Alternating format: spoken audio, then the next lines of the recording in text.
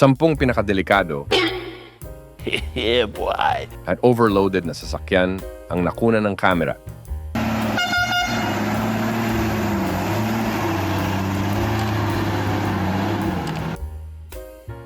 Ang mga sasakyan ay ang pangunahing transportasyon sa ating mundo. Isa ito sa mga naghahatid sa trabaho, bakasyon o kung saan ka pa man pupunta.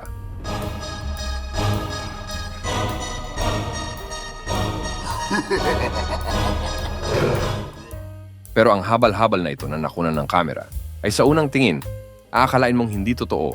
Pero sa katunayan, marami ng ganitong uri sa mundo, especially sa atin sa Pilipinas.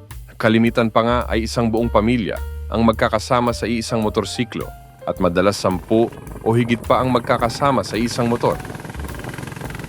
Pero paano nga ba nila ito nagagawa?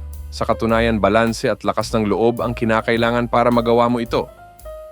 At kalimitan din silang dumadaan sa malulubak habang sakay-sakay ang kanilang napakaraming pasahero.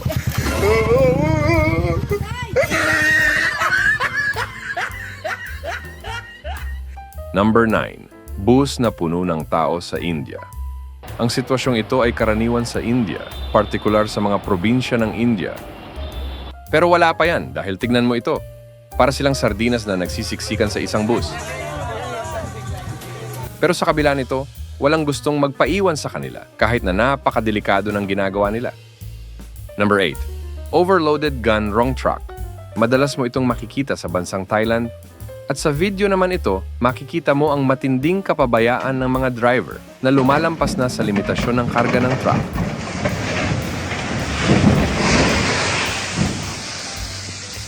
Ang pagsasawalang bahala sa mga limitasyong na ito ay hindi lamang nagdudulot ng mga panganib, ngunit nagsisilbing isang masamang halimbawa ng kawalang ingat sa kalsada. Imbes na ikaw ay maayos na makapag-drive ng sasakyan, ay maaari mo pang madamay ang ibang tao. Kalimitan nangyayari ito sa mga pakurbang daanan na hindi kayang ibalanse ng maayos ng truck, kaya nauuwi na lang ito sa disgrasya at nagdudulot din ng pagkawala ng preno. Kaya naman kapag nakakita kayo ng ganitong sasakyan, ay umiwas na agad kayo at i-report sa pinakamalapit na kapulisan. Number 7. Kakaibang uri ng tricycle. Sa sobrang agresibo ng mga tao ngayon, ay nakagagawa talaga sila ng kakaibang solusyon sa problema. Katulad ng tricycle na ito. Pero ang masaklap sa solusyon na nagagawa nila ay minsan napakadelikado. Gaya na nga lang nito, may isang pamilyang nagkarga ng sobrang daming bagay sa likod ng tricycle nila. At sa katunayan kapag ganito, huwag na sanang isipin ang kikitain lamang sa halip. Isipin din nila sana ang kaligtasan nila, pati ang kaligtasan ng mga nakakasabay nila sa kalsada. Kaya naman bago mo gawin ang ginagawa nila, mag-isip ka munang mabuti dahil laging nasa huli ang pagsisisi. Number 6. Vehicle abuse. Makikita sa video ang maliit na tricycle na punong-puno ng mga gamit, pero mismong sasakyan na ang nangangayaw sa ganitong klaseng dami ng kargamento. Huwag kasi pipilit na hindi talaga kaya dahil marami ka pang mapeperwisyo kapag may hindi magandang nangyari sa sasakyan mo. Number 5. Loading disaster. Tinangka nilang ikarga ang overloaded truck na ito sa isang barko. Pero gaya ng sinabi ko kanina, huwag ipilit ang hindi talaga pwede dahil baka magkaganito lamang ang iyong sasakyan.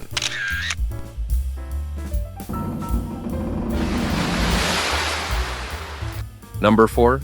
Overload taxi. Hindi na bago ang mga taxi sa panahon ngayon. Sa katunayan ito ang pangunahing sasakyan ng mga commuter sa South Africa. At kasya dito ang 5 hanggang 6 na pasahero. Pero meron kaming nakita na lagpas pa sa 7 ang sakay. At madalas itong nangyayari sa South Africa. At para silang mga sardinas sa isang maliit na taxi.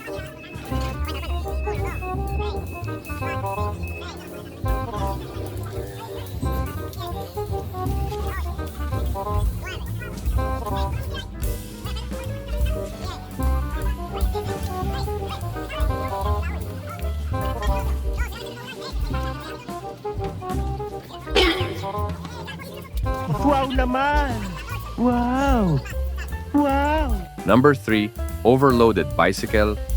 Sigurado ako na ngayon mo palang ito makikita dahil hindi palaging truck o kotse ang nag-overloaded. Dahil ginagawa din ito ng mga bisikleta. Sa katunayan, Nagmumukha pa nga silang truck dahil sa sobrang dami ng kinakarga nila sa bisikletang ito. At talaga namang napakadelikado ng ginagawa nila dahil anytime pwede itong tumaob at makapangdamay pa ng ibang motorista. Number 2, mountain truck. Kahit ano pang truck ang gamit mo, basta kinargahan mo ito ng sobrang dami, ay hindi na talaga ito ligtas pang ibiyahe. At kung ayaw mong maniwala, ay tingnan mo ang resulta ng kapabayaan ng truck driver na ito.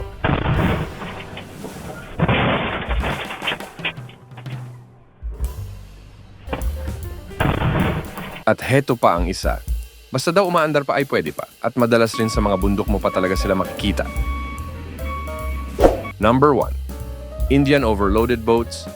Kung kanina ay ang mga overloaded na mga sasakyan sa kalsada ang pinag-usapan natin, ngayon naman ay mga overloaded na sasakyan pang tubig ang pag-uusapan natin.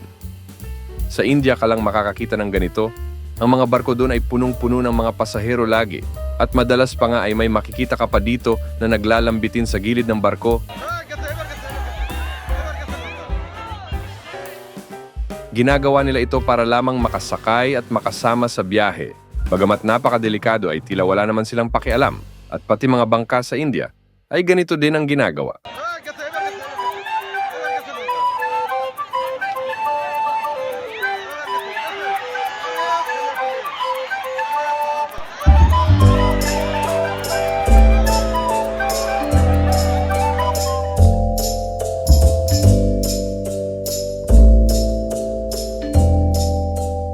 Ngayon, ikaw ba may nakita ka na rin bang ganitong uri ng sasakyan? Comment down below.